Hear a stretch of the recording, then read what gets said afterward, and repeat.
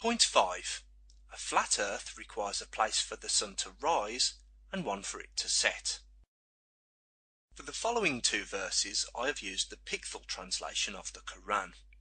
This isn't because the Pictorial version is translated how I want it to be, but because the Yusufali translation did not match the other three English translations on QuranExplorer.com.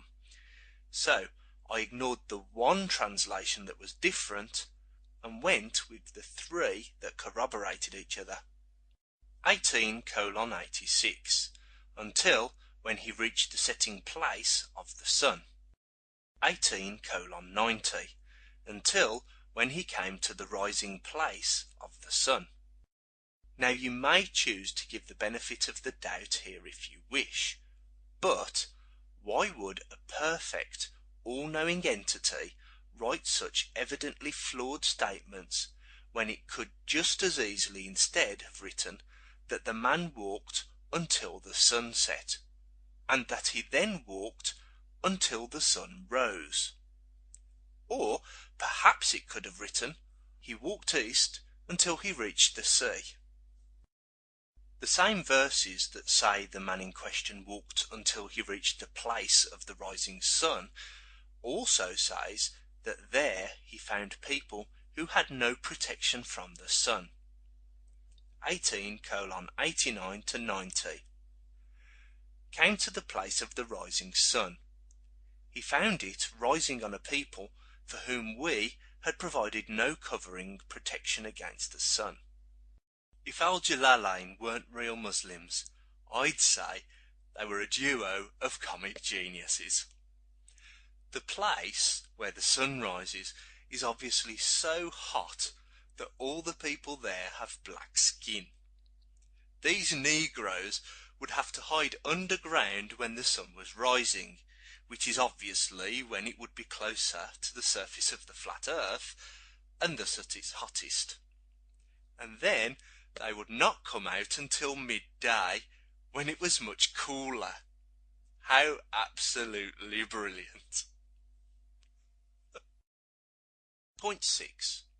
The east and west of the earth would be the two furthest points.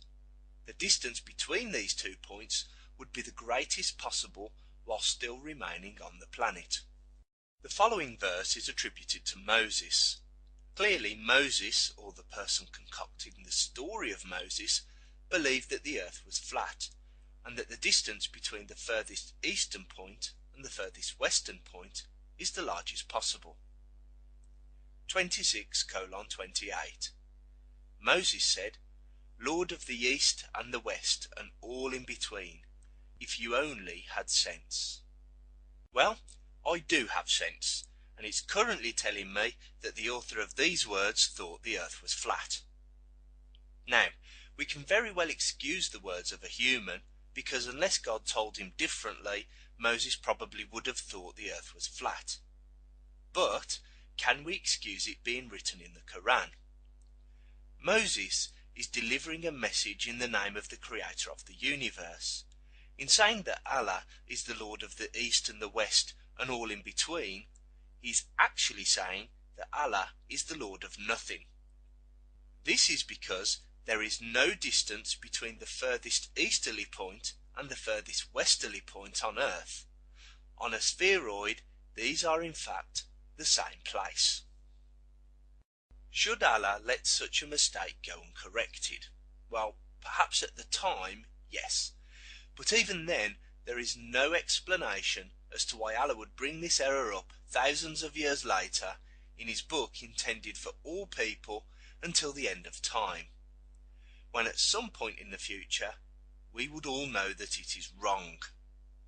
Surely Allah would only include things that made sense and leave out all of the misconceptions instead of propagating them further, or perhaps even mention that Moses was wrong.